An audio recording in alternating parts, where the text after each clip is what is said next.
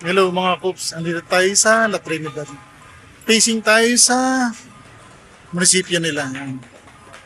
Kanina papunta rito, may nakasaya, yung kapitbahay ko nakasakay ko. And we're talking about yung corruption nga dito sa Pilipinas. And grabe, ang daming buhaya talaga.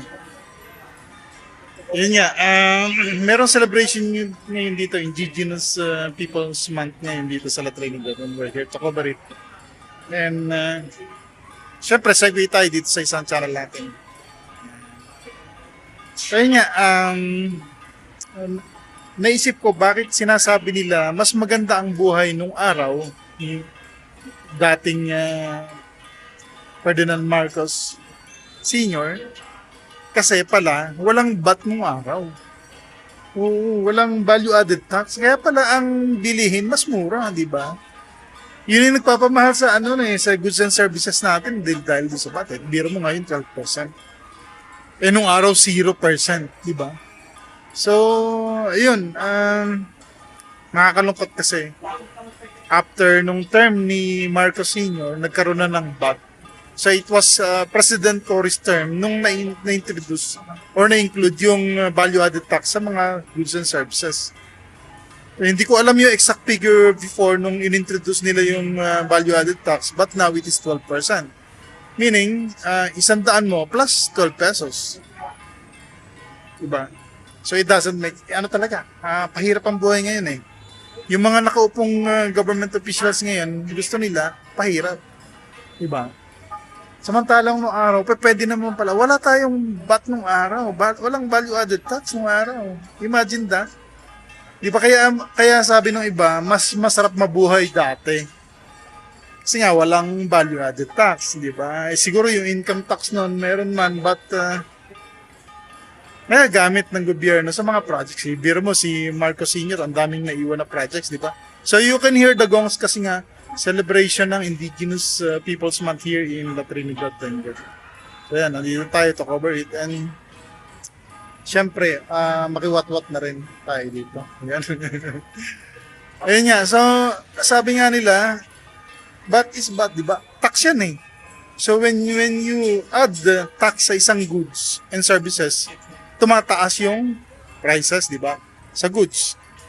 Meron akong 100 na mansanas, plus 12 yun. Plus 12 pesos. So hatiin ko yung 12 pesos na yung 100. So instead na piso lang,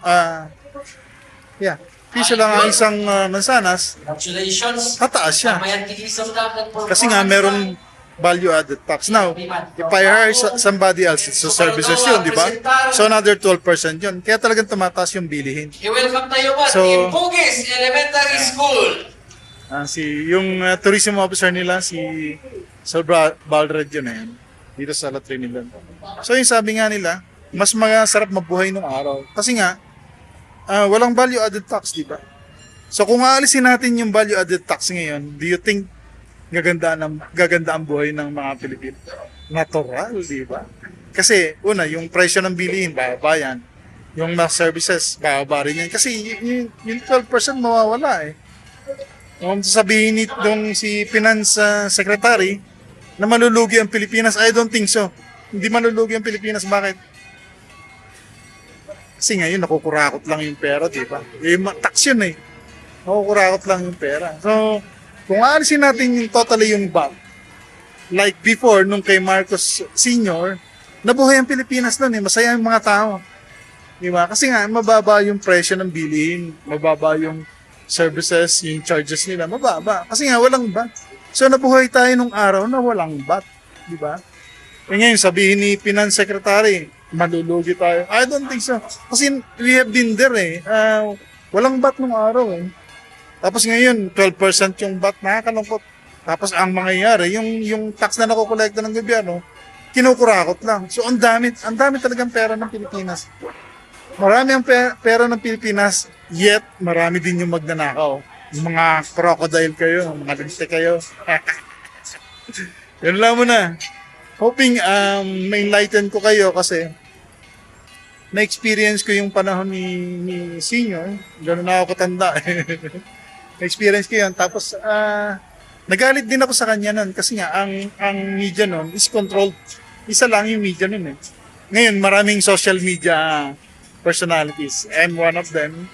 Pero hindi pa ako famous ah. Feeling famous pala. Yun lang. Ilan mo na mga Coops.